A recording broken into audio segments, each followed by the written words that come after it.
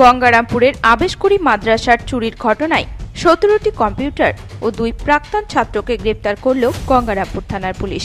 গত শনি ও রবিবার ছুটির দিন থাকায় বন্ধ ছিল মাদ্রাসা, আর সেই সুযোগকে কাজে লাগিয়ে মাদ্রাসার 21টি কম্পিউটার সেট ও 3টি প্রজেক্টর সহ আরও বেশ কিছু সামগ্রী চুরি করে পালায় চোরেরা। এই ঘটনা ঘটার পরই মাদ্রাসার প্রধান শিক্ষক গঙ্গারামপুর থানায় লিখিত অভিযোগ দায়ের করে সোমবার দুপুরে। এরপরেই গঙ্গারামপুর থানার পুলিশ তদন্তে নেমে বুধবার সন্ধ্যা নাগাদ মাদ্রাসার প্রাক্তন ছাত্র শামীম মণ্ডল ও আবুল আজাদ মিয়াকে গ্রেপ্তার করে গঙ্গারামপুর থানার পুলিশ। ধৃত এই 2 যুবককে গ্রেপ্তারের পর জিজ্ঞাসাবাদ করতেই চুরি যাওয়া একাধিক কম্পিউটার সেট সহ বিভিন্ন যন্ত্র সামগ্রী উদ্ধার করে গঙ্গারামপুর থানার পুলিশ। আরও যারা জড়িত রয়েছে তাদের অবিলম্বে গ্রেপ্তার করা হবে বলে জানিয়েছেন গঙ্গারামপুর মহকুমা পুলিশ আধিকারিক দীপাঞ্জন ভট্টাচার্য। এটা আবেশকুড়ি হাই মাদ্রাসায় বড়সড় একটা চুরি হয়েছিল কয়েকদিন আগে। আমাদের টিম লেগেছিল, আমাদের আইও এসআই এদিকে ওই মানে এই কেসের আইও সাব ইন্সপেক্টর সমীর কর্মকার কেসটা লেগেছিল। নিজের সোর্স ইনফরমেশান যে পুলিশের যেরকম ইনফরমেশান থাকে সেটাতে 2জনকে আমরা আপাতত অ্যারেস্ট করেছি। প্রায় এন্টায়ার মালটাই রিকভারি হয়ে গেছে। হিউজ পরিমাণে অ্যারাউন্ড 20-22 লাখ টাকার রাফ এস্টিমেট হবে। এই মানে প্রচুর কম্পিউটার, সিপিইউ, মনিটর, কিছু ওয়্যার, মাউস, অনেক কিছু, মানে লিস্ট আপনাকে পরে দিয়ে দিচ্ছি। সেটা রিকভারি হয়েছে। আরও যারা যারা আছে এই কেস এই চুরির সঙ্গে ইনভলভ সুন ন্যাপ দেবে।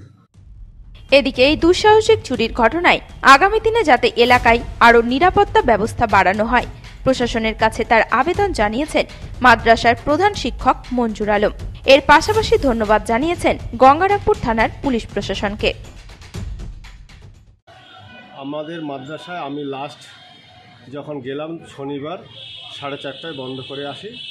এমতো অবস্থায় সোমবারে আমি 10টায় গিয়ে যখন দেখলাম, অর্থাৎ সোমবার হচ্ছে 18/12/2023, 10টায় যখন গিয়ে দেখলাম তখন দেখলাম যে আমাদের গেটের সামনের একটা ছোট গেট আছে, সেই গেটের তালাটা সমেত নেই, প্লাস ওখানে যে হুকটা লাগানো আছে হুকটা ভাঙা আছে। এমতো অবস্থায় আমি একটু আতঙ্কিত হলাম, মনে হলাম যে এটা কিছু দুর্ঘটনা হয়তো ঘটেই গেছে। আমার গ্রুপ ডি স্টাফ, নন পার্মানেন্ট নয়, যেগুলো টেম্পোরারি, ওনাকে নিয়ে আমি ভেতরে যখন প্রবেশ করলাম সঙ্গে সঙ্গে আমার সন্দেহ হওয়াতে আমি অফিস রুমের কাছে গেলাম যে না, অফিস রুম ঠিক আছে। এবার আমি দোতলাতে আমাদের 2টো ল্যাব আছে, কম্পিউটার রুমের কোলাপসেবল গেটের কাছে যখন গেলাম, গিয়ে দেখলাম যে কোলাপসেবল গেটের 5টা তালা ছিল, একটা তালাও নেই সেখানে। তখন আমার সন্দেহটা আরও বেড়ে যায়।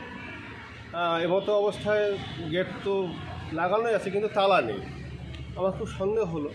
তখন আমি প্রশাসনিক দ্বারস্থ হওয়ার জন্য প্রথমে আমি ঘরে প্রবেশ না করে আমার চট করে মনে হলো আমাদের রতিনাথপুরে ভিলেজ পুলিশ আমিনুল ইসলাম নামে একজন আছে, ওনাকে আমি ইনফর্ম করলাম এবং আমি বাই তখন থানাকেও ইনফর্ম করলাম। এমতো অবস্থায় 10:30টা নাগাদ ভিলেজ পুলিশ আমিনুল ইসলাম এসে ওনার সঙ্গে আমরা ঘরে ঢুকতে গিয়ে দেখি ঘরের তালাও ভাঙা। এমতো অবস্থায় আমি আমার মাদ্রাসার তরফ থেকে সর্বপ্রথমে আমাদের গঙ্গারামপুর যে থানা অর্থাৎ আইসি, ওনাকে আমি ধন্যবাদ জানাই। তার সাথে যিনি দায়িত্বপ্রাপ্ত অফিসার ছিলেন সমীরবাবু ছিলেন, ওনাকেও আমার আন্তরিক ধন্যবাদ আমাদের মাদ্রাসার পক্ষ থেকে। আপনার নাম?